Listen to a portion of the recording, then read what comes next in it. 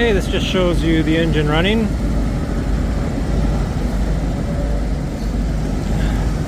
That battery's been removed, no longer functioning. Here is the side door. This has been gutted into an open room with a built-in homemade skylight.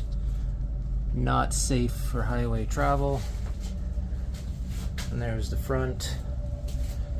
It's been all gutted for basically storage, mobile storage if you will.